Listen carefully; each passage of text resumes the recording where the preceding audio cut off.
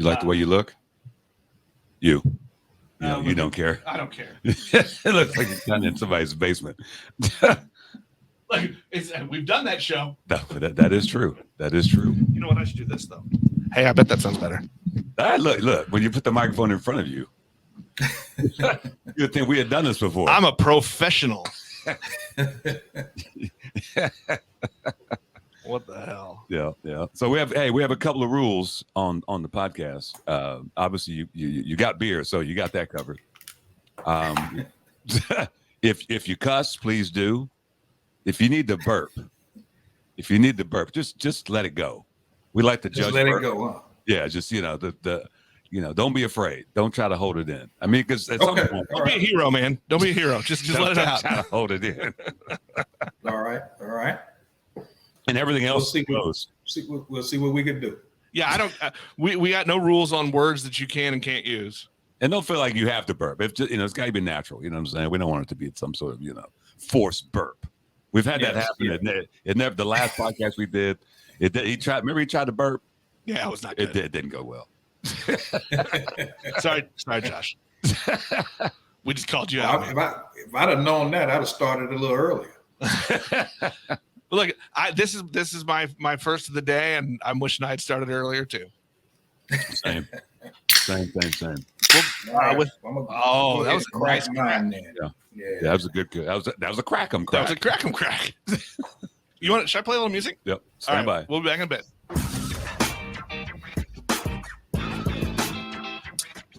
Why didn't it change the screen?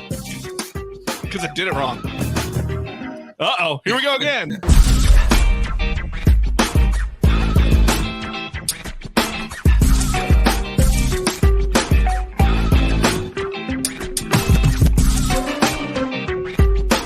Beers with Nigel is poured for you by Dire Oil Graphics, promotional products and design. They cover your brand bumper to bumper with graphic design, promo products, and print. See what Dire Oil Graphics can build for you at direoil.com. That's DYEROIL.com. Yeah, shout out to Dire Oil Graphics, our one sponsor. We did have another sponsor, but whatever. That's our sticker sponsor. And that's right. Yeah. Hey, welcome to Beers with Nigel. It's a podcast about beer and other things and other stuff. I'm Nigel. That's Nick over there. I'm that other guy. And all the way from Orlando, Florida. He's got so many names. I don't know. We'll go with your government name.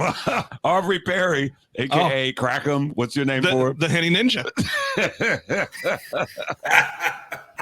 Do you have your fanny pack of Henny next to you?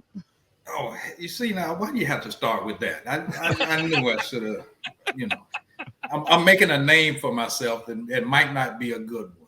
Oh, no, it is a glorious name. Yeah. I told that. I've been telling the tales of the Hennessy Ninja for 2 years now, and it's a legend. I told that story the other day. I told the story the other day because a lot of people have never heard of Hennessy White, much less know about the Hennessy Ninja. But if you can get them both together, that's a win. We started that a few years ago, but we can get into that a little later in some detail if you want to. Oh, we're definitely going to. We're not starting there. I mean, I don't know where else to start. We got to tell people who he is first. Good Lord. He's the Hennessy Ninja. He just appears, and there's a bottle of Hennessy. This is true. We'll start with this. What are you drinking over there, Aubrey? I am drinking a lager. I'm starting light today. Okay. But it's from Bentwater Brewing Company called GOAT, Greatest of All Time Lager. Okay. And it's made for the greatest football player to play the game, Lord. Tom Brady.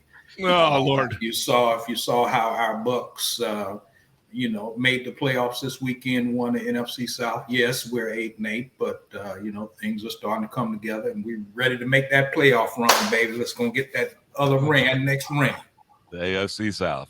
NFC South. Well, NFC South. Couple of high school teams in that division. Yeah, they look good. Yeah. I mean, look, they're following that script that Goodell gave them. It's fine. It's no big deal. Well, we're drinking, shout out to my boy John Bedoin, some little beer karma. I got a little Yuengling Oktoberfest. So we're starting light. But as you'll see, I've not had that Oktoberfest before. That's good. Yeah, it's good. And I'm not an Oktoberfest fan, but it's good. But as you'll see, we're starting light. But I got a few surprises in the bag for you, Nick. So I'm both excited and scared, which is really how I like to do this show. Well, that's your life, isn't it? Exciting and scared. Yeah. So let's talk about Crackem Crafted. Tell us a little about your backstory and how Crackem came about and what it is. Let's talk about that. Okay. All right. Yeah, we can. That's a better place to start. You're not like you said. Yeah, I know that. That I know. I'm Aubrey Perry from Orlando, Florida. I'm the founder of Crackem. Crackem is a mobile brewery marketing platform that connects craft beer drinkers with local breweries and in a lot of cases gives them incentives to visit. We were the reason I started this company back probably about 5 or 6 years ago is when I was really starting to get into the craft beer scene. And here in Orlando, they had this ale trail map that had all of the breweries on it, and you go around to each brewery and you get a stamp at each one, and then when you finish, they give you a growler at the end. So I was enjoying going around and visiting these breweries. I went to, I think we had 17 breweries at the time. Went through and hit 16 of the 17. And right when I got to the last one, I lost the fucking map. Oh, no. Oops. Yeah. So I wasn't happy about that and basically said there's got to be a better way to do this. My background is in IT. So is my camera? We can still hear you though. It's coming back. Okay. Yeah, that's fine. Okay. As long as we're happy. Yeah. Okay. All right. Cool. So my background is in IT. So I just kind of started messing around. I knew that if you're going around and visiting these breweries, there've been a lot of times that I'd had my map with me or didn't have my map with me. But you know what I always had with me? Your phone. Fucking phone. Yeah. So I said, let's see if we can find a way to mimic the check-in process with a smartphone. So we started with QR codes that we would give to breweries, and you'd go and you'd scan the QR code, and that would effectively check you in there. And just kind of started as like a little side project for me. And then I started showing it to a couple of the brewery owners that I knew in the area, and they were like, "Damn, Aubrey, this is kind of cool. I like this." And then I saw that there was one here in Orlando, there was one in Tampa, there was one in Miami, up in North Florida. I think I counted 9 different book type ale trails throughout Florida. And then I started seeing them in other areas of the country, in Richmond, Virginia. Up in Idaho, all over the place.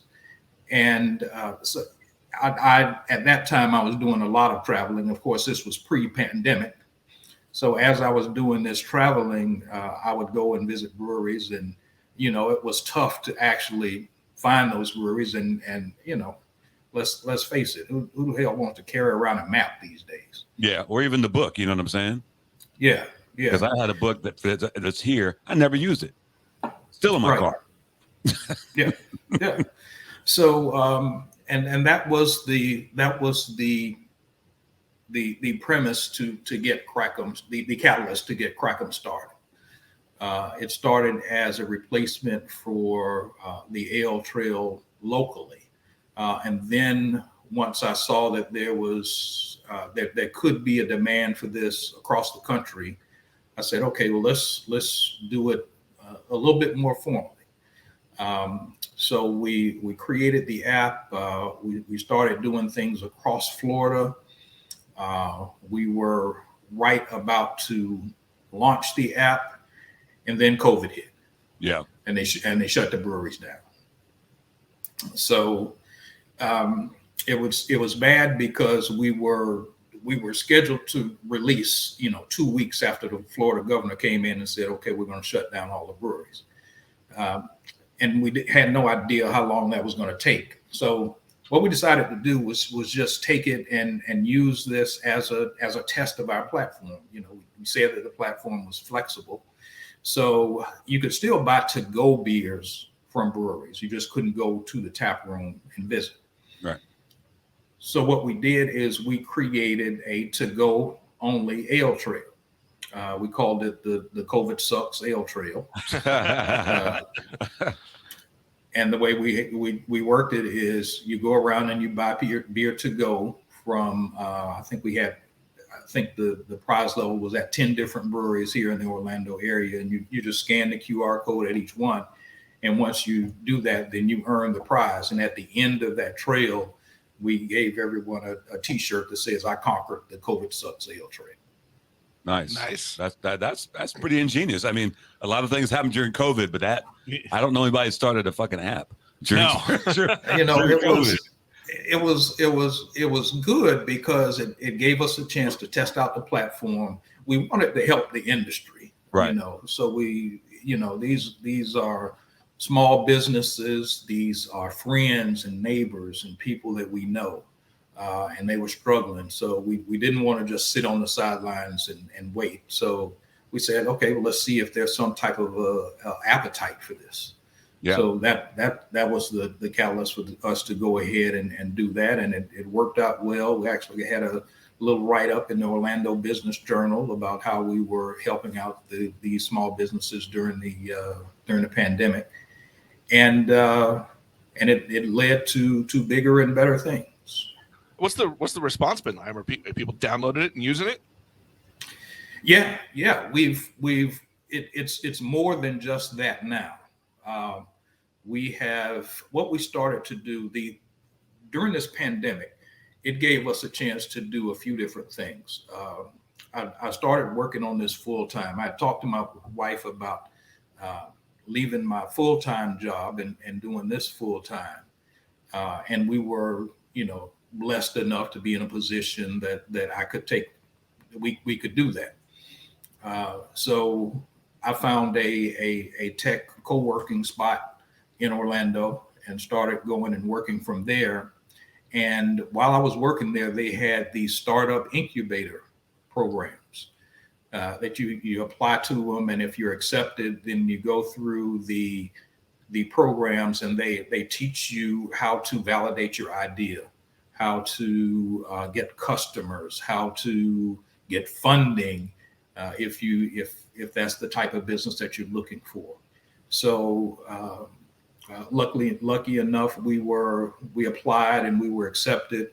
So we actually went through I think 4 different incubator programs with a couple of different organizations that taught us how to validate the idea, to make sure that we're talking to customers, to make sure that customers would want this particular item before we start spending money on developing it. And one of the things that we really did is we talked to a lot of customers in breweries, of course, and just kind of asked them what they thought about the idea. And we had a great response, and that was what actually kind of made us decide to go ahead and move forward with it. So as I'm looking at your shirt, the Crackem crafted, but the AF is capitalized. Does that mean as fuck? It doesn't mean Air Force. I want to circle back to where you are now, but I'm kind of interested in, as we always start the show with, you've been talking about, you've been around the craft beer game for about 5 or 6 years. What were you drinking before that and what it hits you that you're like, oh, this is different than what because everybody has that story, right? I was drinking this, I found this, and here we are now. Where did from whence did you come? Okay, well, I can go back to fucking college. Yeah. In the early 80s. I remember, it's college, so you drink whatever you can get your hands on, basically. Right. But I remember there were a couple of beers that were outside the norm for me and for our group. It was St. Pauli Girl Dark and Heineken Dark. Yeah. Now, I just knew them as dark beers. I don't know if they were stouts or porters or what. I didn't have that terminology back then. I was just drinking dark beer because it tastes different and it tastes better.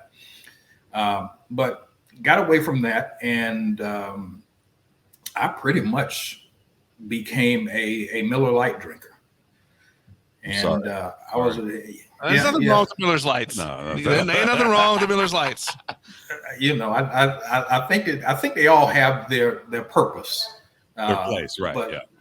But I was drinking that, and I was sitting, and I've had friends that would take me, say, "Hey man, after work we're going to World of Beer," and I'm like, "Okay, yeah, well let me go and I'll try some stuff," and they always tell me, hey man, you got to try this. You got to try this. It's a 11% double dry hop, blah blah blah. All of this stuff. It's a foreign language to me. I have no fucking idea what they're talking about. Yeah. But when I get a beer, I'm still expecting it to taste like a Miller Lite, and it didn't. And I fucking hated it. I was like, what the fuck is this you're giving me? So it wasn't until right around the time this was probably 2014, 2015, something like that. I was in my local watering hole, and one of the waitresses asked me that. She said, "Aubrey, so you drink Miller Lite?" I said, "Yeah, I've tried that crap shit, and I just can't get into it." And she said, "Well, we've got a few. If I give you some, will you try them and see if you find one you like?" I was like, "Yeah, shit, I ain't turning down no free beer now." But what she did was she started explaining to me some of the items that I was seeing on the menu, and the main one was IBU. What IBU meant when we were talking about the bitterness unit, because that was the thing that I didn't like about some of the beers that I was trying. They were too bitter from what my palate was used to at that time. Right. So she started bringing me a few, and I was like, yeah, this is fucking terrible. I don't like this. Yeah. And then finally she bought me a couple. I was like, hey, this is pretty good. This is damn good. And I had a couple of those, and then I went home that day, and what I do, I cracked open a Miller Lite, took a sip, and I was like, oh my God. This is what I've been drinking all these years. Yeah, and do you remember what she gave you?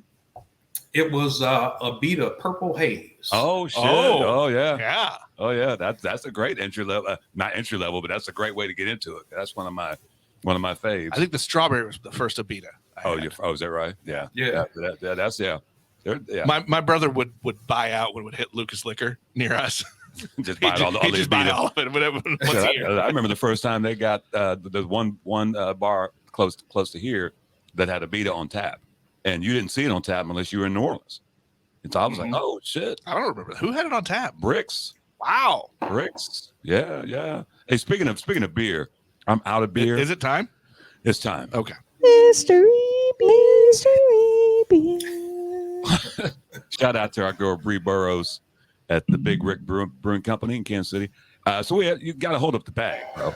Oh, Aubrey's got. So we have mystery beers on the bag. When we started this podcast almost 3 years ago, this bag, it came from a golf course. There's a burnt hole in it now. It's been around.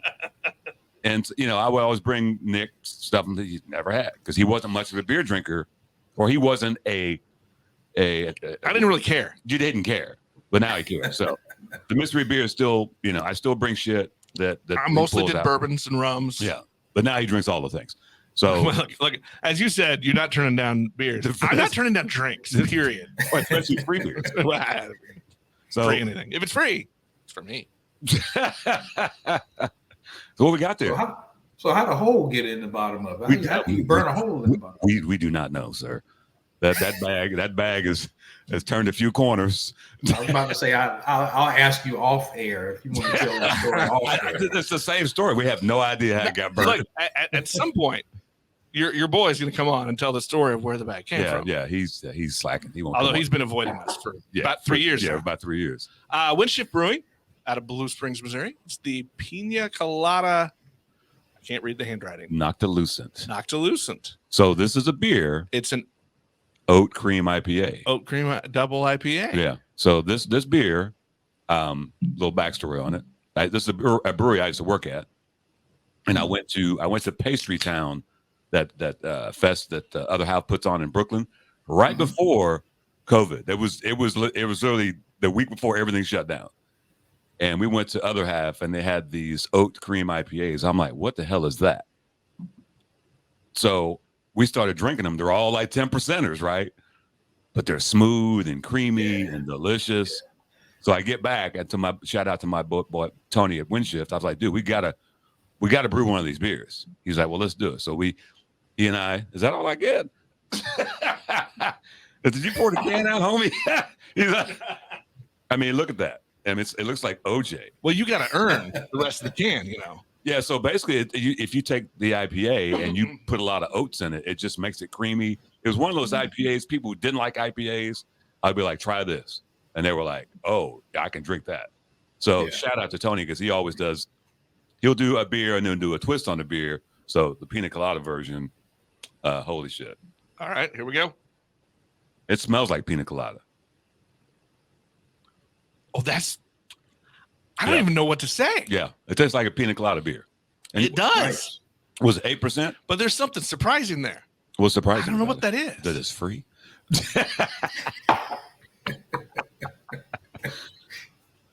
What do you? I like that. I haven't looked at the ABV. Oh, you said what the ABV was, didn't you? No, I did not. Oh, I'm gonna say it's 8%, because that's the first time we brewed it. That's what it was. Spot on.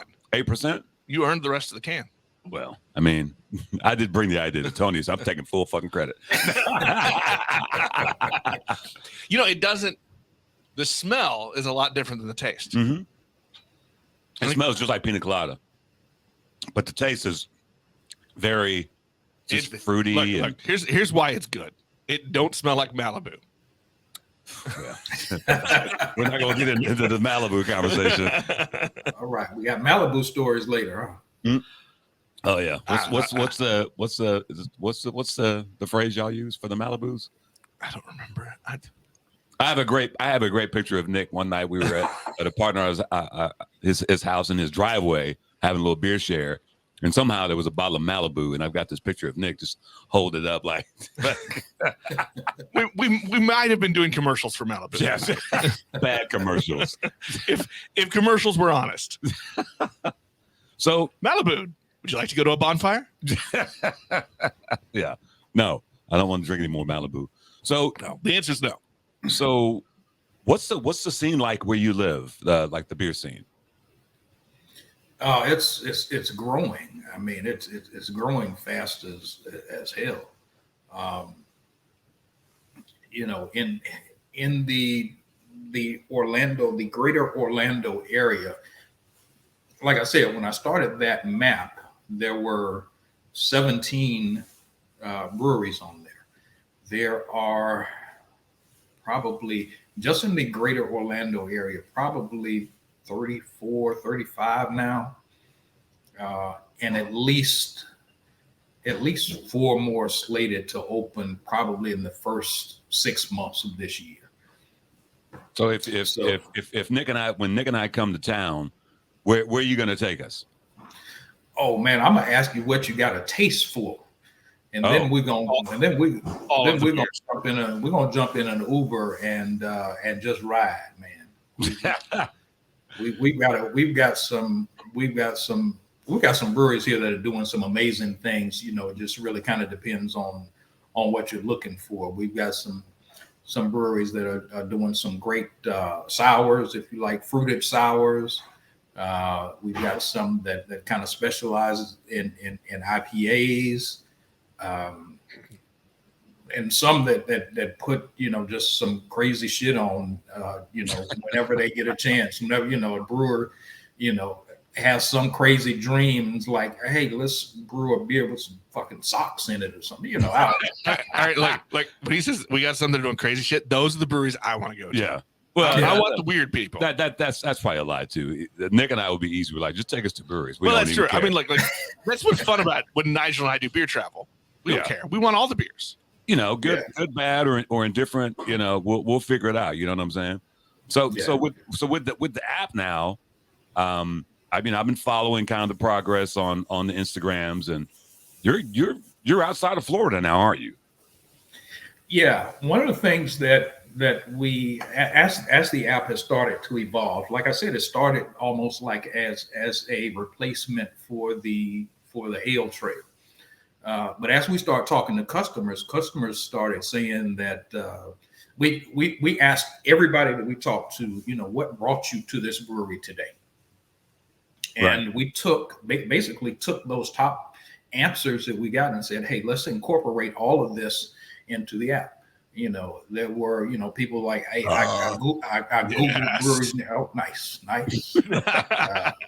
I Googled breweries near me to just kind of see what was close by, or they were completing some type of a ale trail or map or something like that, or they may have some type of a Groupon type thing, some type of deal that they were redeeming. So we took all of that and incorporated it into the app, and we started with just the breweries that had some type of an offer that could be redeemed, because that's kind of where we make our money. If you want to redeem, oh shit, I kind of let that belch go real easy and put. Yeah, I saw that. You know, that's 0 points. my bad on that. No reward on that one. Yeah.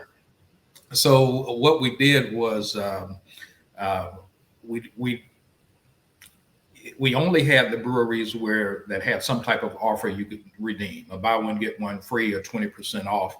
And if you wanted to redeem those, the user wanted to redeem those, they have to pay a subscription fee. It's $5 a month. Okay. But you know, you redeem one a month and basically it pays for itself. Right. But as we started talking to customers said, Aubrey, you know, that's cool and all, but I want to know where all the breweries are, not just the breweries that have your offers, because there might be another brewery right around the corner that, you know, you may not have approached yet or may not have an offer, but I still want to check it out. So we said, okay, that makes sense. So we just started adding all of the breweries. So we've got over 250 breweries here in Florida now. And we've said, we also switched from scanning QR codes to using geolocation on the phone. So now it recognizes when you're at the brewery and you can check in there and you don't have to scan anything. Nice. So, and that's what actually made us get to the point where we could go ahead and really expand. So what we decided to do was to expand and started adding breweries in the beer destination cities across the U.S., the Asheville's, the Denver's, the San Diego's, and things like that. So now you can actually go on, if you're in Denver, you can open our app. And as soon as you open our app, what it does is it shows you the breweries that are closest to you and the information that you need to decide whether you want to visit, what are their hours, whether they have crowlers and growlers to go, whether they have food, gives you driving directions and things like that. Mm-hmm. And actually, I knew I was coming on here today, so we haven't announced it yet, but I'll announce it here that we just added Kansas City. Breaking news, baby. Nice. I love a little breaking news. We're good at that. What other podcast is breaking news about beer? None. That means we have to turn this around and actually post it. Well, that's you. This is your job. I'm the talent producer. Ouch. So we've got. I think we've got right at the end of the year, we were just over 1,000 breweries. I think we're over 1,200 now. We plan to just keep adding breweries until we get damn near all of them added. You know, because we want to be that app that you can, wherever you are in the country, you open it up, it's going to show you the breweries near you, and help get you there. So how are you tackling all of the marketing? I mean, because like you gotta call all the breweries in all these different markets, and then you're also trying to get people to use it. That's the biggest challenge for us in 2023. We were trying to get to that 1,000 brewery threshold first. Now that we're in because all these breweries have no idea that they're on Crackem right now. They don't know who the fuck we are. Right. So we've got. I met with my marketing team earlier today, and we've got planned out how we're going to roll it out, basically across the country. How we're going to go and announce and let the breweries in Kansas City know that they're on Crackem.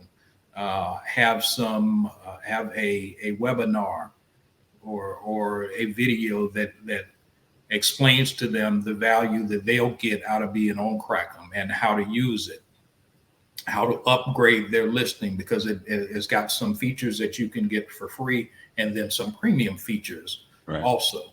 So it's gathering all of that information and rolling it out to the cities, making sure the breweries know that we're there. And then when the breweries are ready, then we start advertising to the users and saying, hey, Kansas City beer drinkers, Crackem's here. Right. This is what you can get by downloading our app and trying it out. So has the 1,000 breweries or the ones in Florida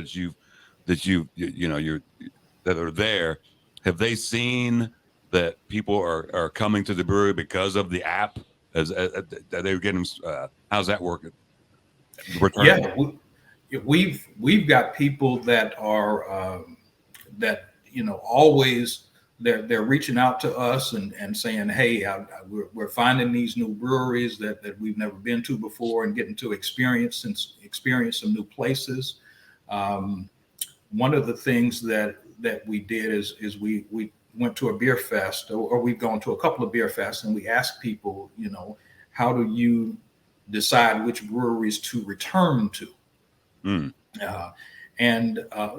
First of all, it's got to have good beer, but second of all, it's the experience, it's the vibe of the place, So we are going to, or we're reaching out to breweries and saying these are some of the things that we can do to kind of help create a little different experience.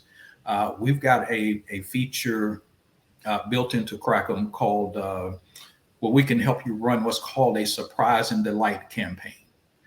And basically what that is a way to basically give away prizes just by people checking in at your brewery. So we tested that here, and we gave away things like air fryers, earbuds. We saw this cool inflatable furniture that you can get on Amazon. So we had all these different types of little prizes that you could just come in and, you check in at the brewery, just thinking you're checking in for, ale trail purposes or whatever. And a little thing comes up and it says I want a gift card. And you're like, yeah. So you just show that to the person and they give you the gift card. We actually gave away a 50-inch TV at one of the breweries, So and what this allows us to do is make that experience of going to the brewery a little bit more special. Right. If you've got, it's almost like playing the lottery. You're checking in and looking at your phone and seeing if you're going to get something. Yeah. And it's good for the breweries because they don't have to give away the reason we tested the TV is we wanted to see if that actually drew in more people. If we say, hey, this brewery is giving away a 50-inch TV, are we going to see a lift in the number of people that come and check in? And actually, it did not.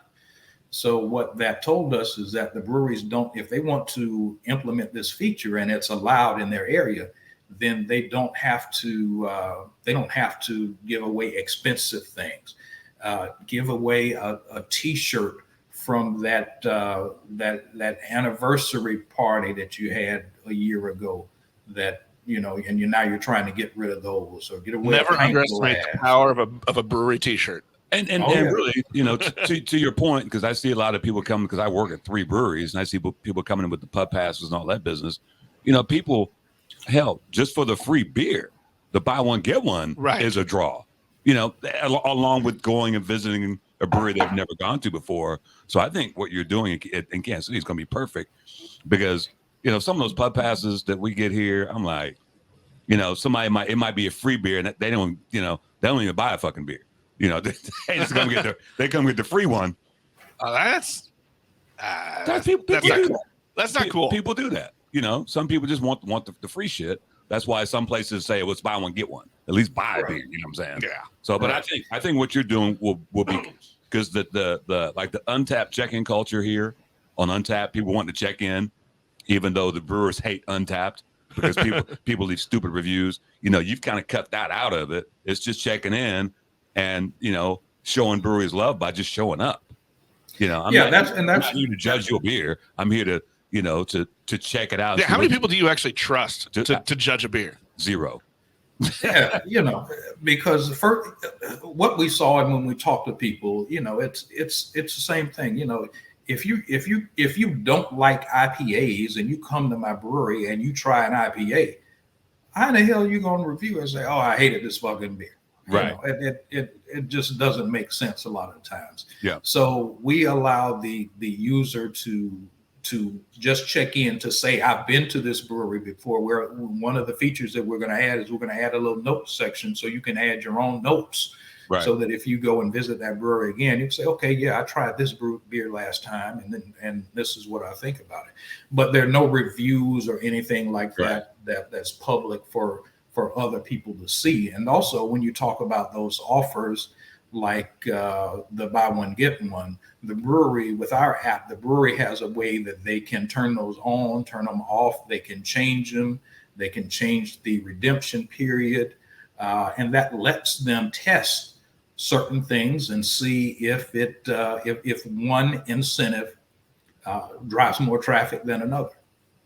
Yeah, we go back. I don't know. I met you the first time with 2019 at Barrel and Flow. Yeah. Now I refresh my memory. So last Barrel and Flow, did you talk about you can filter down to find like minority breweries and things like that? Is that a thing? We added we have a section in the app for trails. So what we decided to do was take the ale trail functionality, and if your city or your Visitors and Convention Bureau wants to host an ale trail, then we can host that ale trail for you. So we could use Crackem to host a Kansas City ale trail, and also a St. Louis ale trail, and also a Pittsburgh ale trail.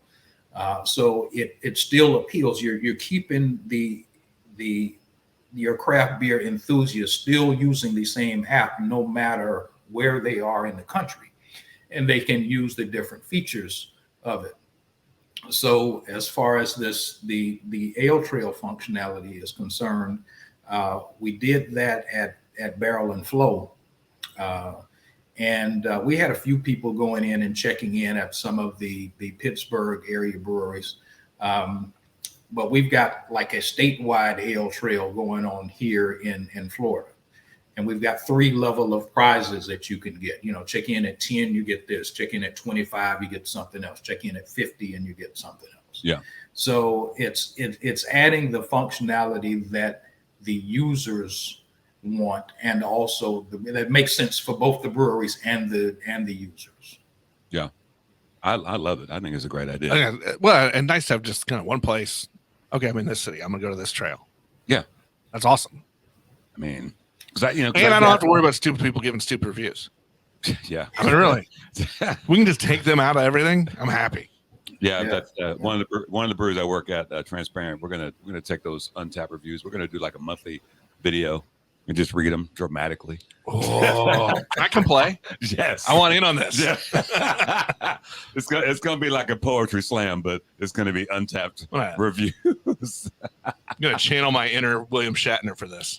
I mean, you can do that. How you doing on that beer over there? I'm doing good.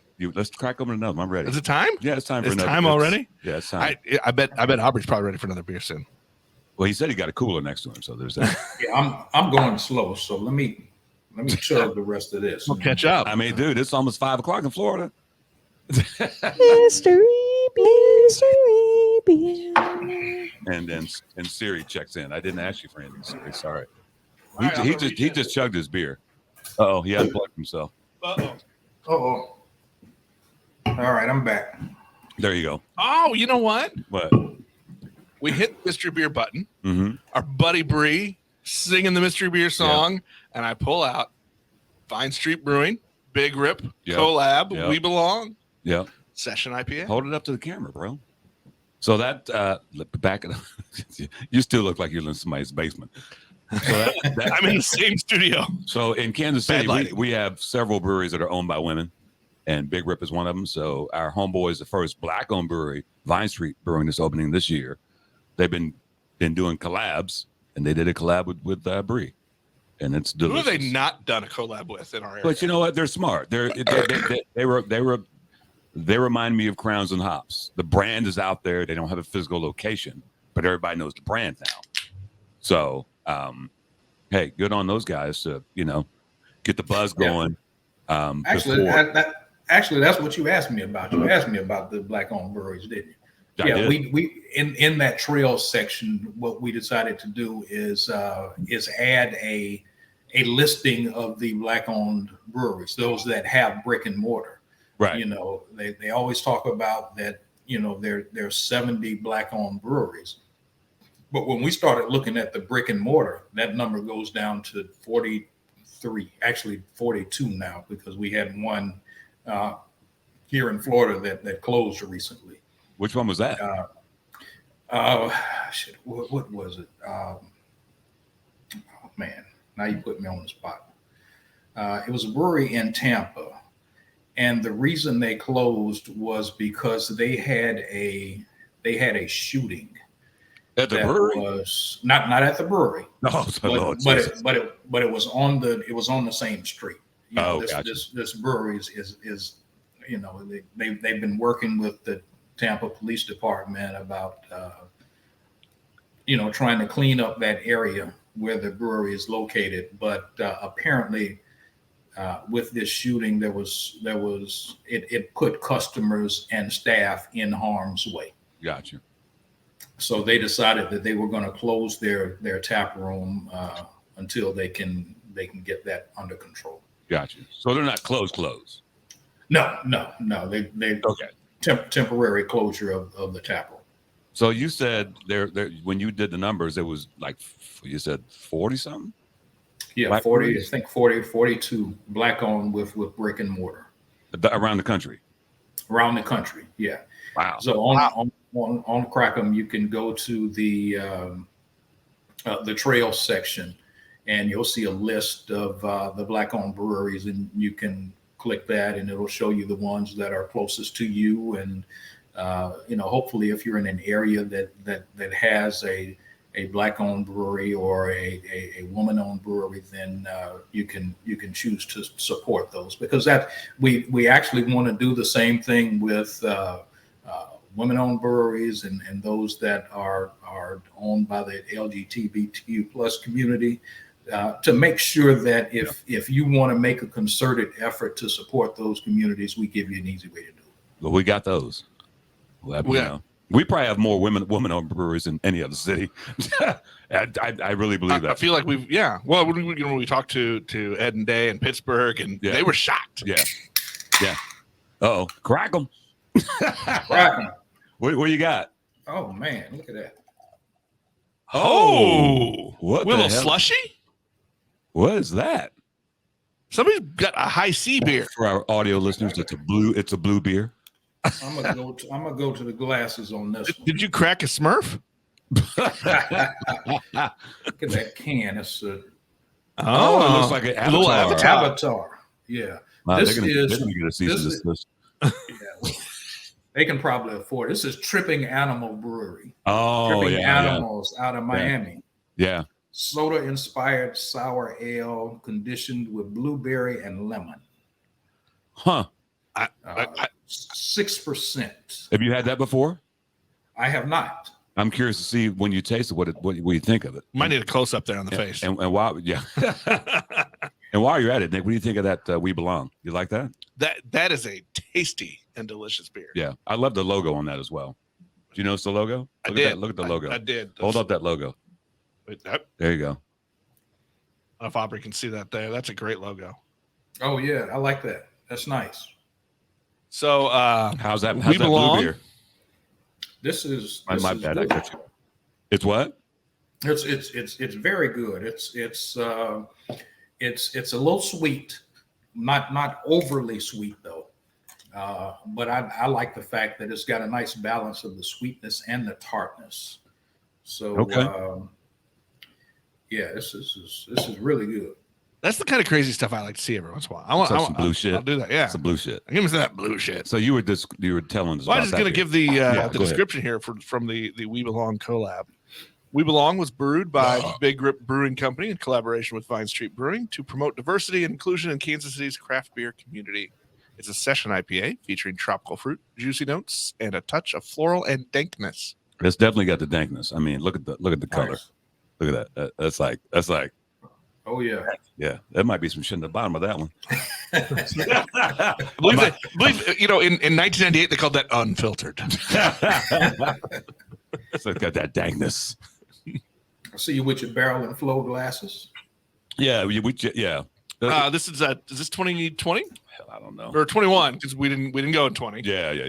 I don't even know. I got all the barrel. So because you kept the same. I went for the new colors this year. Yeah. You wanted to get matching. Yeah, got to get the matchies. So let's talk about Barrel and Flow. That was the first time I met you.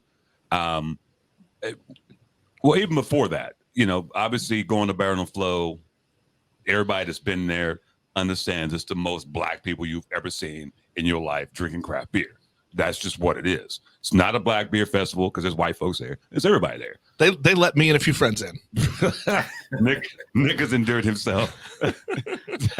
But as you're doing the app and you've been to Barrel and Flow, I guess it was probably important to you to put in the app to let people know where all the black owned, the minority or LGBTQ breweries are, right? I mean that you can't. I mean, I feel like that's been a thing that you did on purpose. Oh yeah, definitely. We, I've been a member of the National Brewers Association for several years, and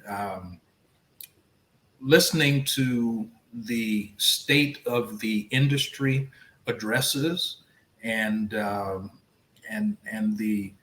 the talk that we hear from breweries, from brewers associations, from your state guilds.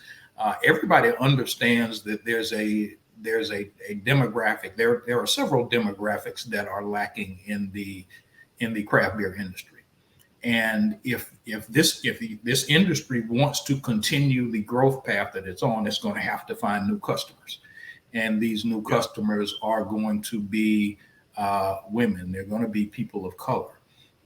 So we hear people saying that, yep. They want to do this. They want to do it. They don't necessarily know how. So we wanted to give people or be part of the solution.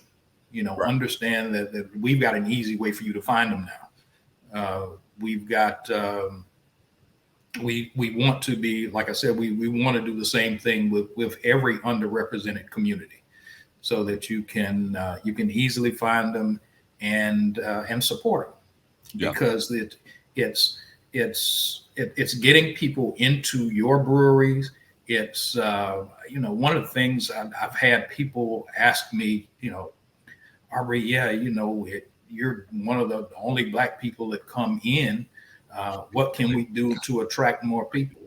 I said, one of the things that we talked about earlier, it's the vibe at your place. The first thing you can do is look down your Instagram page and see how diverse your pictures are.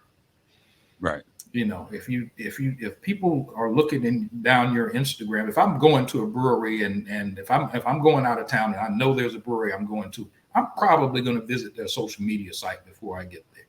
And if I go in and I see people that look like me in those pictures, I'm not saying it's got to be everybody in there, right? But if I see one or two, then I say, okay, well, let me put this on my list, because it looks like they might have somebody that works behind the bar, that looks like me, or I see some customers there, so that might move it up a little higher on my priority list.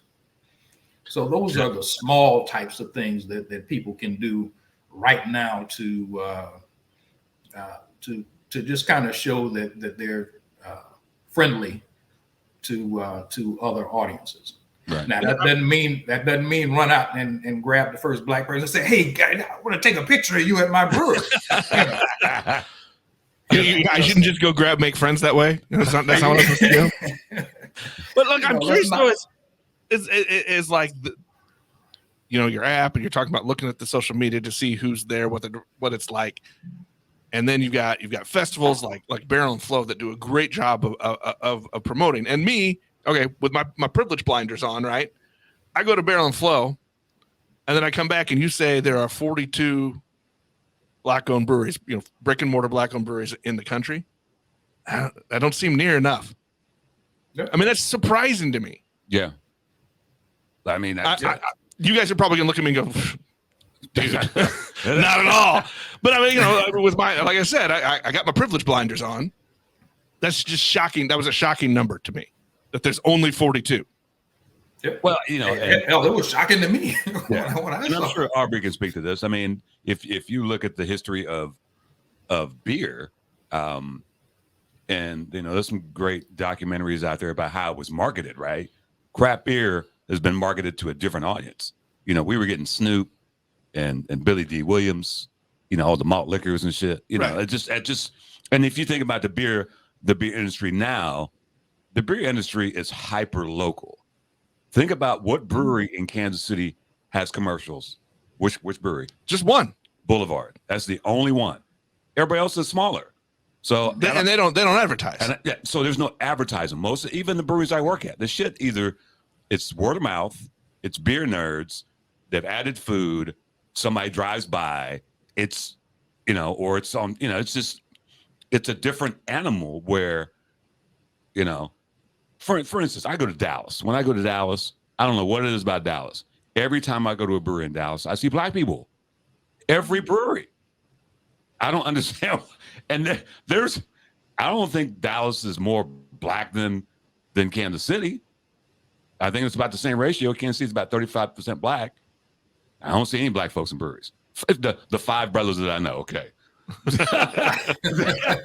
and you think I'm lying. It's actually really true. But every time I go to Dallas, I'm like, what is it about this community that every time I go to a brewery, whether it be in Fort Worth or Dallas or Arlington or Denton, there's yet to be a time that I go that I have not seen at least one person of color, generally more than that. And I've been to a lot of other cities. I'm like, what's different about Dallas? Or even Oklahoma City, which is up and coming. You need Crackem down there. Oklahoma City, banging. Add them to the list. Yeah, bro, great beer community. Even there, I'm like, I see more people there in breweries than I do here in Kansas City, color-wise. Now, we have a lot of women. You go to breweries, there's all kind of women. But I don't know. What's been your experience down there? Mine is it's been kind of hit and miss. because what we get, I give you my experience this past weekend. I went to visit a brewery that was actually, it's a brewery, a small brewery but it was down in the tourist district. So while I'm there was one black couple that came in, but they were actually traveling and came in. They were tourists that were in the area.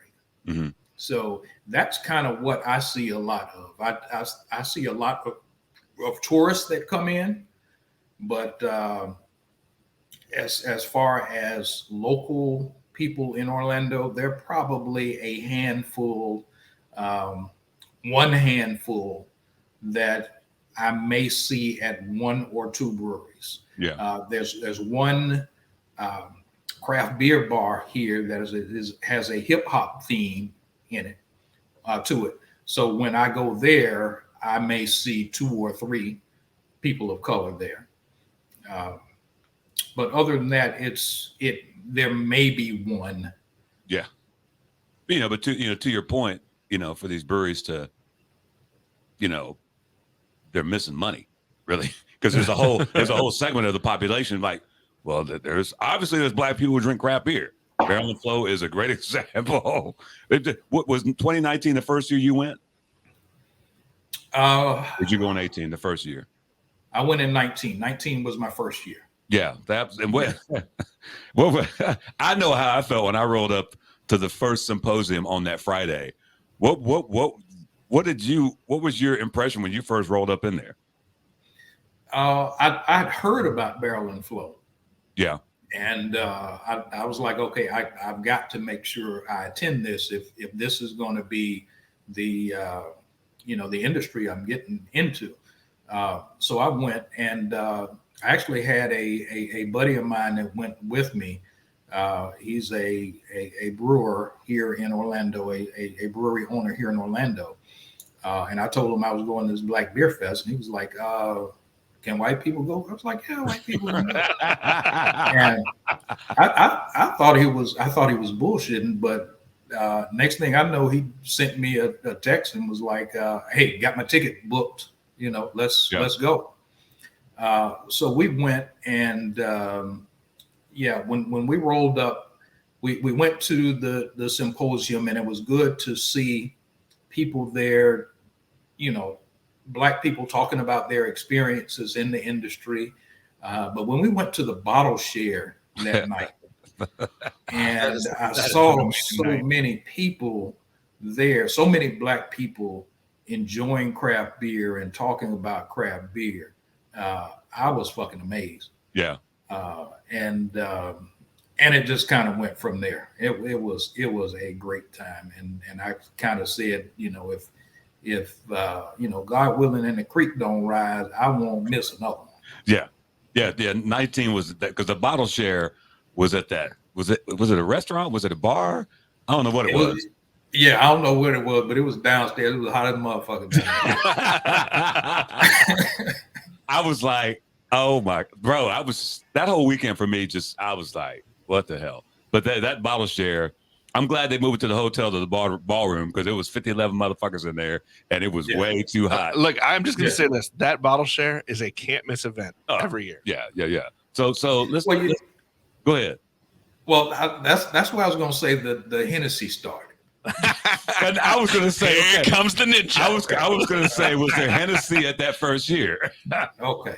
So here was the deal. I was getting on the when I made plans to go, I started hearing from the founders of the event, and I started listening to their podcast. Yeah, Podcast Daddies. We call them our podcast daddies. Podcast daddies. That's why we started this podcast, because of them. Oh, okay, all right. Yeah, well, I always listened to them, and I always heard them say, during the intro, hey, we accept shots of Hennessy. Yes, that's right. So I said, okay, all right. I need to have them somehow remember me from when I go to this first event. So I had just come back. I don't know where I was. I was in Costa Rica or the Dominican Republic. I was traveling somewhere. and they had the white Henny because you can't get that in the States. Right. I picked up a couple of bottles and I grabbed a bottle and said, okay, this one this is what I'm taking. Okay. So we rolled up to the bottle share, and I walk into the bottle share and I introduced myself to Ed. Mm-hmm. I was like, hey man, I'm Aubrey from Florida. Like your podcast, came up to check it out. And you always said you accept shots of Hennessy. So I reached in the bag and pulled out the bottle of white Hennessy. And he looked at it. His eyes got big as But here's what happened. He just took off running. And I'm standing there. I'm like, what's going on here? You know what though? I can picture that. I can picture that. He didn't say hi. He didn't say anything. He just took off running. So I'm like, okay, I hope I ain't offend him or nothing. And he went and he got Dave and came back and was like, this motherfucker that bought the white. And here's the thing about it. I don't even drink Hennessy. Oh, wow. So I was like, yeah, y'all said that y'all accept this. So here's something for y'all to enjoy. And they went upstairs because it's too fucking hot downstairs. Yeah. They went upstairs and got a table and they enjoyed it. I remember the guys from Console were there and Harris Family Brewing. Yeah.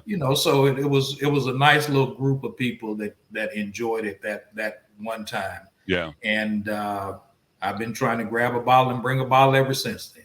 Well, when in 20, was that 20? 21. 21. Yeah, because 20 was DigiFest. Yeah. So 20, 21, because I didn't meet you in 19 because there was so many people in there. It was crazy. Yeah. You know what I'm saying? At least in 21, that ballroom was a little more expansive. And so that's when you had the little, I don't know, what you call that bag? I like when I tell the story, it's a fanny pack. I don't care if it's right or wrong. But that's the legend that I'm spreading. And it is a legend. And Aubrey, this is the funny thing. We'll go with that. So we're driving to Pittsburgh in 22, and we're as soon as we got to the bottle share, we're looking for you. Where's the ninja? And sure enough, we found you. We were like, Lord, what a great. I don't think you could really that festival. I mean, it's turned into its own thing. As Ed would say, it's a vibe, man. It's just I keep telling people, I'm like, I've been to a lot of beer festivals. That's at the top of my list. And it's two different things. I mean, there's the festival on Saturday, right? And and it is a great festival, right? But you throw in the rest of it, all the the people that are the VIPs, the brewers. Well, you've got the Friday stuff, and then the music, and then the art, and the music and the art. I mean, it's just it's everything a festival should be, man. And it's true. It was Rhythm Brewing. Yeah, it's a family reunion, and she's right. That's what it's like. Yeah. Now, were y'all? Did y'all stay at the hotel? Not this last time. We didn't this year. And I don't know if that was a good decision or a bad decision. I cannot make up my mind. Well, so there was another piece that got added to the fest. I know. I'm sure you heard about this. After the event on Saturday night, everybody went outside in the parking lot. The liquid intrusion thing. Yeah, we had a fucking parking lot party. That's where I say we did the parking wrong lot thing. of the hotel. Well, it's I don't know why we picked a different hotel. Maybe it was sold out. But the hotel we stayed at was on the campus of University of Pittsburgh. We had our own experience, so it was different. But at the same time, everybody, y'all coming back to the hotel? We were like, nah, we're not coming back over there because what we want to do, we always stay a day later in Pittsburgh because we want to go kick it. We got our walkabout and go hang out. We went to Mike's Beer Bar. Shout out to Mike's Beer Bar because they had all those Beer on the Flow collabs there on location. You could buy them in the cans. Great food. It was just a great time. Alicia from Rhythm Brewing showed up. Her and her husband. They were pretty awesome. Nick bought their lunch. We're still trying to get her on the podcast. Like, I thought that would seal the deal and get her to come on the show. I was wrong. Yeah, every time. Let's have another mystery beer, mate. You want another mystery beer? Yeah, no, let me finish this one. Beer. Can I finish this one? Dude, like Aubrey didn't chug it. Oh, okay. You don't have to chug yours, bro. You know. No, I ain't chugging it. Here we go. Mystery beer. What was the ABV on that blue thing? 6%. Oh, okay. Oh, look what you got there, Nick. I can never say this right. Well, let's give it a try. No. Tezcatlipoca. Poca. Yeah, Tezcatlipoca. Tezcatlipoca. Yes. Like our friends at Diametric, this is an amazing beer. I love this beer. This is their once a year anniversary Mexican hot chocolate. Can you see chocolate. that? Mexican hot chocolate stout. Tezcatlipoca. Yeah. Okay, what's the You just say Tezcat? That's really all you got to say. It's a Mexican god of something. Okay. So one of the owners of Diametric, he's Latino, and it's his mother's Mexican hot chocolate recipe that they turned into a beer. Nice. And they only do it once a year. I'll make sure I will send you a couple of those, my brother. Okay. It's one of those beers. When it comes out once a year, they'll do the pre-orders because it comes out on Black Friday, right? They'll open at 9 a.m. There'll be a shit ton of people. 50-11 trying to get this beer. It's just, and then they've got a barrel-aged version. They did a mole version. They did the mole might be my favorite. Yeah, they did a vanilla version. It's nice. It's a what, 10% or 12%? Well, let me take a drink and I'll see if I can remember. You think you got that kind of palate? No. If we've proven anything on this show in 78, 79 episodes, we're bad at the guess the ABV game. Man, that thing is banging, bro. God, that is a great beer. Look at that beautiful color, man. Yeah, it's dark. All right, what are you going with? Nice. I think it's. I work there. I should know. It's 10%, right? It's 12. Okay, so here we are. Ed and Dave would need a disclaimer before we set this beer. Yeah, you know Ed and Dave's rule, right? If it's over 9%, you got to tell your friend when you give them that beer. You can't just give it to them and be like a 10%er. You got to let them know. So what happened? They didn't have that rule back in 19 at that fucking bottle share. Fair point. Because they was pouring some shit. Oh, bro. I remember 17 and 18%ers that they were pouring down there in the hot box. Well, there was just last year, there was that table at the far end. They were all double digits. I think it was all 12 and higher. Yeah. Yeah. So I guess it was it last year or the year before? Did we send him Tezcat? What did we send him? It was before. No, we didn't know. It was we sent them some beer. So when they came on the podcast, because for them now it's a tradition for them to come on our podcast before the festival, which we don't know how the fuck that happened. Whatever. So we sent them some beer. Our podcast daddies love us. Yeah. So we sent them some beer thinking they were going to be together, and they weren't. And so he gave Ed a couple of beers, and he kept, I don't know what beer it was. It might have been a Tezcat. It might have been. I don't know. So, but it was handwritten, and it was a crowler. Okay. And so 32 ounces. So they're in two different locations, and Day is drinking that one beer. An hour in, he's drunk as fuck. And every time we see him, he gives us shit about that. I'm like, bro, I had written the thing because I canned it. I was like, well, it got rubbed off. I don't know what the percentage is. You should ask me. Wow. So what other markets? We got the Kansas City announcement. Shout out to Kansas City. We're gonna get Crackem. What's the plan going forward in 23? Because I mean, you got that. You say you got to that 1,000 brewery mark. There's a lot more out there. We're going to keep adding them. We're going to keep adding them. We're going to keep adding functionality to it. We're trying to grow this craft beer community, so that all of our friends that own these breweries can continue to thrive. We just added a new feature to the app, a couple new features. One called Pay It Forward. So you can buy beer for a firefighter or a veteran or something like that and leave it at the brewery. But we got one small little new little feature that you can add to it. You can add a challenge to it. So you can say, hey, I want to buy a beer for a veteran, but he's got to bark like a dog in order to get it. Or, I want to buy a beer for the first woman. I'm going to buy 2 beers for the first woman that comes in and pulls her wig off. So you can and this gets back to the engagement thing, right, at the brewery. Yeah. We tested this out at a brewery one day, and everybody had a great time with it. We had a guy that, hey, you got to do some push-ups. Yeah.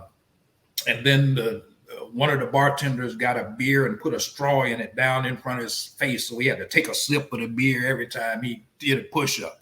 And you had everybody in the place kind of counting along with him. 1, 2, 3. Oh, you're not going down far enough. That's not no real push-up. So it was that type of thing that increases the engagement at the brewery, and hopefully people remember those types of experiences. So we're looking to add those types of things to the app. You can follow your favorite brewery. There's a way on the detail page that you can just hit a little slider, and that pops you into notifications from the brewery. So now we did this because of some things that we saw happen here in Florida this year. When the hurricanes were coming through, breweries were changing their hours, right, and doing things, and they needed to reach out to their customers immediately. So we've added a notification engine so the breweries can actually go in, and the people that have opted in to follow their brewery, they can actually send a notification that appears as a notification on their phone, immediately, to say, hey, our food truck canceled today. Right. Any little real-time information that you need to get out, you now have a way to do that. Yeah, I think of some of the places here, like I think of Diametric, my homeboy's brewery. They've got a food concept as well. And on Mondays they do a special.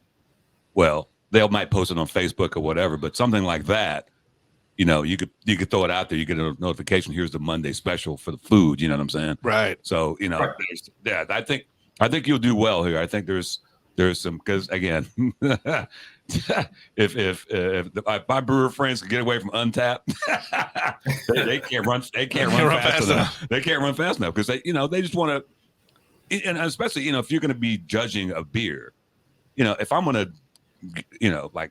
Again, we laugh about some of the things that the ratings that people put in. Oh, that was nice. That was nice. First burp of the day. That was pretty good. I get that 6.7, maybe 7.5, maybe. That was the second burp today, but well, I mean, the first one was okay. It's so harsh. Your judging is always so harsh. Look, I'm like that. I'm the Russian judge.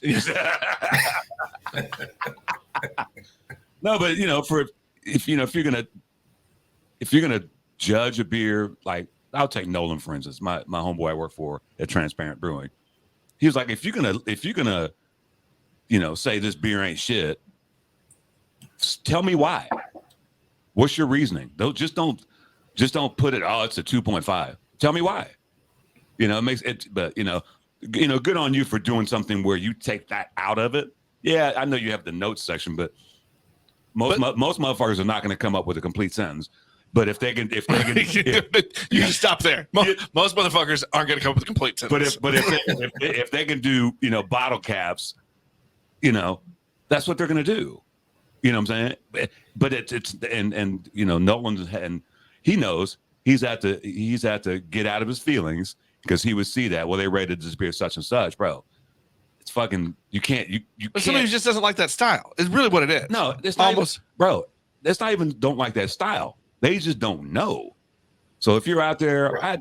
I got a quick story. I was working at Windshift, and there's a buddy of mine. He's always on Untapped, and he's checking in beers, blah, blah, blah. He was there, sitting there, and I just happened to be on Tap because he tagged me, and he rated his beer while he was sitting there like a 2.5. I said, bro, You need to tell me why. And he couldn't. I said, change that goddamn rating. Or I said, don't rate it then. Because he couldn't. Well, I don't like that style. Well, do you know what? Do you understand what styles of beers are? Because that's part of the issue for me. Being a beer tender is trying to educate people. This is what this style is. And you may not like it, but if there's an app out there. You can go get the BJCP fucking app, and it'll tell you about the styles. And so you can be educated and be like, okay, that's what it's supposed to be. I just don't like it. But this is going to circle back to what Aubrey said at the very beginning of this episode, though, right? Where he was talking about, but I was expecting everything to taste like Miller's Light. And I mean, and that's the thing about beer, though, and beer styles, right? Is your palate isn't ready for the different styles sometimes. So you just got to try it. And then once you get it, you're, oh. But this is why I think what you're doing is going to be huge. Just because like I said, the people who come in with the pub passes and all that bullshit, they're not necessarily beer drinkers. They're just doing it for the experience, because to go around town and hit up these places and get that prize a day and get the T-shirt, get the sticker. You know what I'm saying? So I think an app for that, why somebody hadn't thought about that shit before, is beyond me. So good on you, my brother. Because there's nothing else. There's nothing out there like that. Because that's not what Untapped is. Untapped is a whole thing now that, I can't get rid of it because, I like to see and track and because they've got every brewery and tap room to use as their menu. Not everybody uses. Well, it. too many. Yeah. Well, they do have a lot to do that. Well, and honestly, the reason I started using it is because I wanted to see my little name at the bottom of the fucking screen. That said, fair point. Yes, fair point. You're right. That was the main reason I started using Untapped. And when I started that, you did not want me rating fucking beers. I don't know what I had no idea that if I'm drinking a heft that I'm automatically going to get notes of clove and banana and things like that. I had no fucking idea. I drink a beer that, I would be that person. It tastes like a fucking banana. And it's supposed to. Excuse me, sir. It's supposed to taste like banana. I mean, that was my thing on Untapped. You get, like you said, the little thing. I'm like, if you filled it up with your name and your picture, we call that a Yahtzee. I love that. Let's get that Yahtzee. That's all we did for years. Let's get that motherfucking Yahtzee. We've been doing this thing like, 3 years now? Yeah. We've had a lot of beer. Okay. You still don't want me reviewing.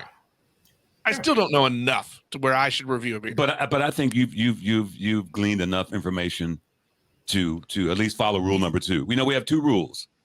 Rule number 1. Rule number 1, don't die. Rule number 2, don't be a dick. And any other rule after that, that's fine. You pick your own rule. I like both of those. But they all fit into 1 and 2. Rule number 2 covers a multitude of sins. So again, you're way more equipped now to judge a beer. Right, but you know what I'm equipped to do? I'm going to tell you whether or not I think it's tasty. The tasty scale. But honestly, everybody's palate's different. And I don't need to be the snob that tells you what's good and what's not. Yeah. Fuck that. Yeah. Right. Same. I'm like, is it good? Do you like that beer? Yes. And really for me, like I'm going to find you one that you do like. When I go to breweries, even if the beer is okay, if the vibe's dope, I'll come back because shit can change, right? If you got good people in there, good beer tenders, shit can change. You've seen it where you go to a brewery, you're like, it's okay. But I'm not. A lot of people were like, I went there and I didn't like their beer. I'm not going back. Well, you're stupid because beer is a living thing. The next batch could be different or better. Right. They might change brewers. Well, we do a lot of that in Kansas City. We got a lot of motherfuckers. They might fix around. Their water. Who did I see went somewhere? I think Jenna left Crane and went someplace else. Really? I hadn't heard that. Like I said, we got a lot of female brewers. Shout out to Jenna Munoz, former recovering attorney. Former practicing lawyer with a law firm, brewer. Nice.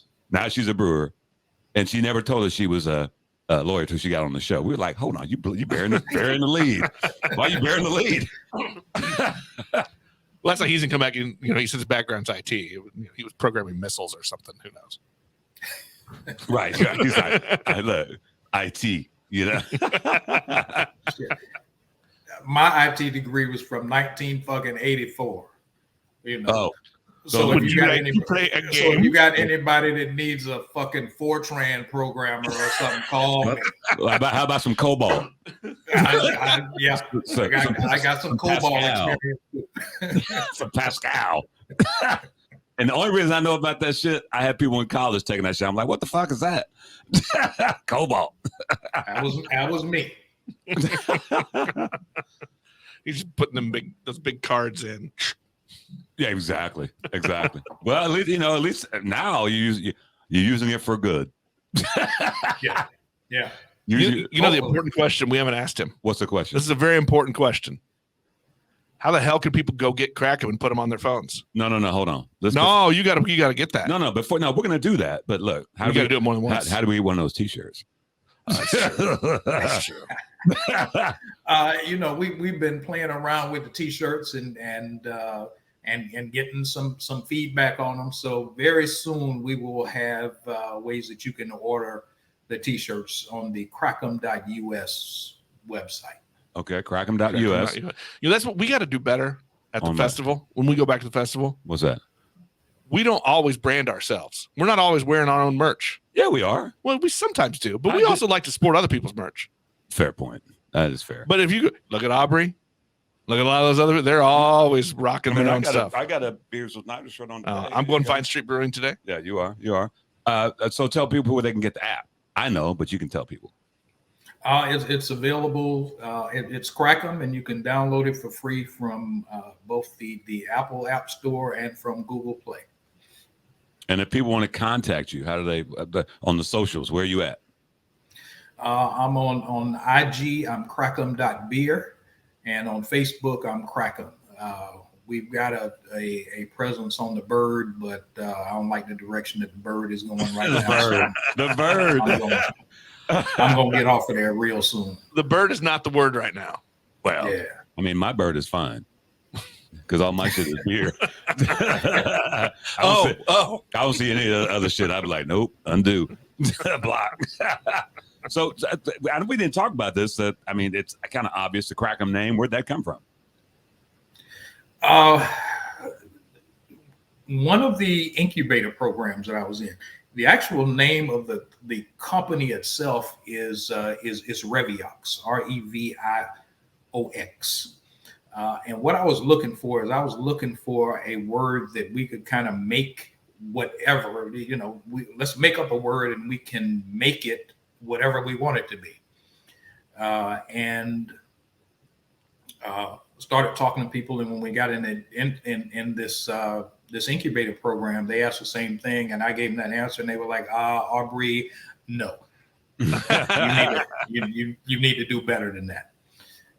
So we started thinking of stuff, and it was over a beer share with some friends, and it was a late night beer share, and every time somebody was cracking open a new beer, it was like Crackem.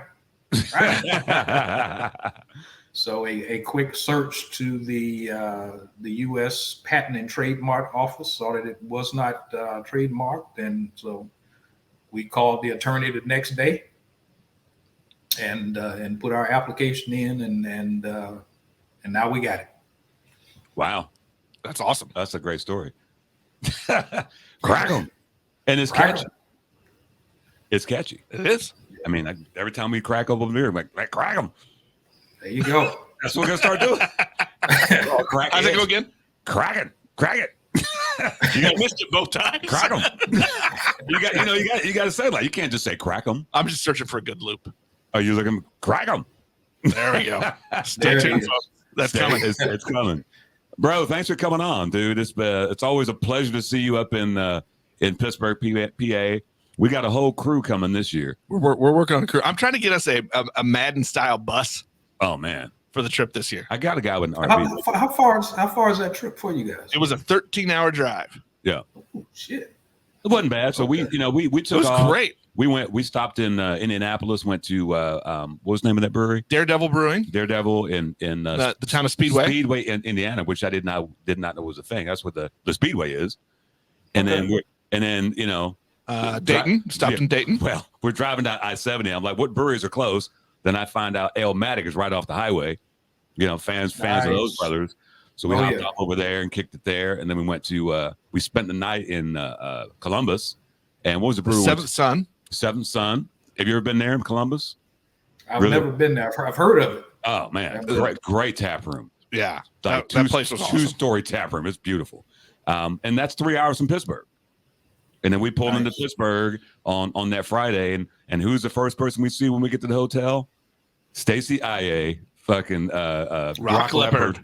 So, and he was like early. So y'all started with that first? Yeah. So he came on the podcast during the pandemic, and he sent us beer from England. Oh, and nice. so we've been talking back and forth. He's like, mate, I'm coming to Barrel and Flow. And that was his first time in the United States, in Pittsburgh, Pennsylvania. He's standing in the parking lot. He was standing out there smoking a cigarette in the parking lot. And I was like, Stacy. He was like, what the fuck, mate? And he stuck around for our walkabout day after the festival. Oh yeah. So we hung out with Stacy and a couple other folk. See, we need to get that together after the flow, because I always stay an extra day and do the same thing. Oh well, so hey, this year I was actually hanging out. It was Mac, Dave Mac. Oh yeah. With him and Sizzle. Where'd y'all go? Oh fuck! We were with the War Cloud. We were with the War Cloud folks and Stacy. We went to Burgers First to Eat. Okay. And then we went to Trace. Where else did we go? Did we go to Trace? We did not get to Trace. We went to Where Trace. Where did we go the night the festival ended?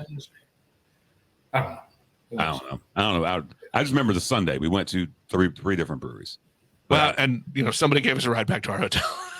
Yeah, we wanted to go down to Mike's, but during that weekend, that was the weekend that they also had a whole bunch of stuff going on downtown. Oh yeah, we're fully aware. They had concerts and all of that, and I was like, it was Metallica that day. It was Metallica that day, because we walked around the corner to Mike's, and there is a line of from 17 to 68. Yeah, waiting for the and this is like what, at 1 o'clock? Yeah, and the concert's not till 7. They're kicking it, and they were. I mean, yeah. Mike's was packed. Yeah, it was great. Mike's. I love that. I wish we went there the year before, because that was a great fucking beer bar. Yeah, it was like 5. I mean, when they bring you the menu for beers, it's a 3-ring binder. Oh yeah. Wow. And it's like 500 some beers. And the steak they bring in on that hot stone. Yeah, they basically bricks been put in the oven. Yeah, bro, it's the steak there was fire. You wouldn't think you would have that at a beer bar. At a beer bar. It was all good. It was all good. It was all good. Well, I'm definitely gonna put that on my list for next time. Well, yeah, we're gonna make a thing next year. Let's plan on let's do we need to get the group together, and we'll talk to Day and those guys, because they always tell us, we're gonna go to sleep. We're gonna go to sleep, but apparently we heard that Day was out and about on Sunday like a motherfucker.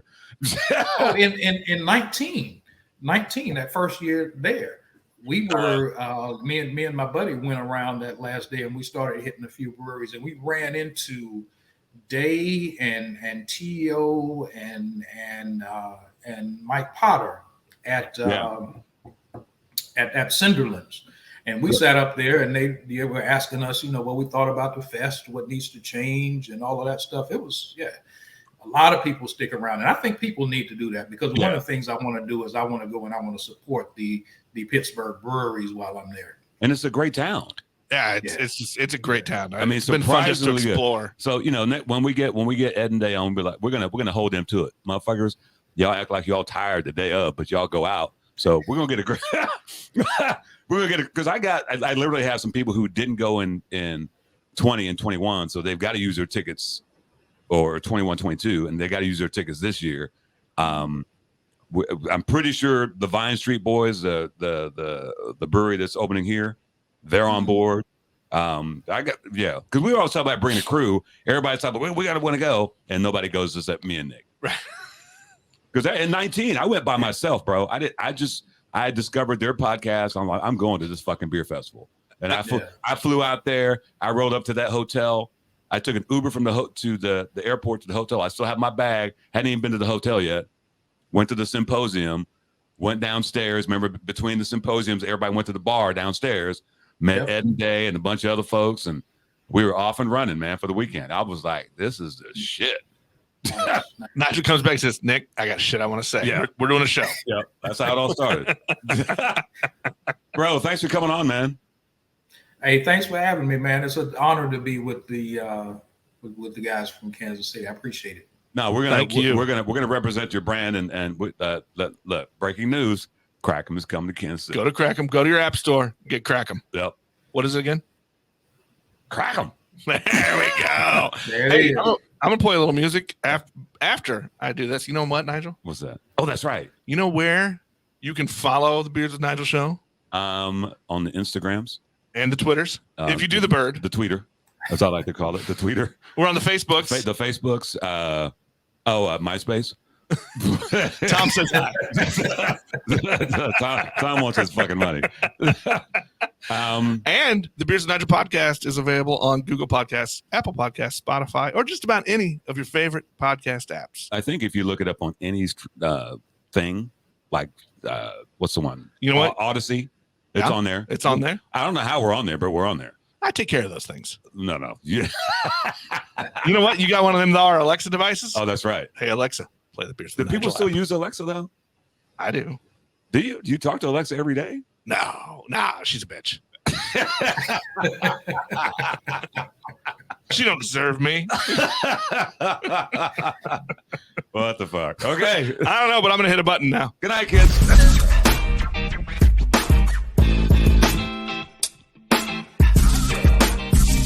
You've been listening to Beers with Nigel, a show about beer and other stuff, hosted by Nigel Woodbury and that other guy, Nick Parker. Beers with Nigel is poured for you by Dire Oil Graphics, providing bumper-to-bumper graphic design, promo products, and print services. Find them at direoil.com. Beers with Nigel is a proud member of the Fredcast Network and is available on all of your favorite podcast flavors. Find Beers with Nigel on Facebook, Twitter, Instagram, and ask Alexa to play the Beers with Nigel podcast.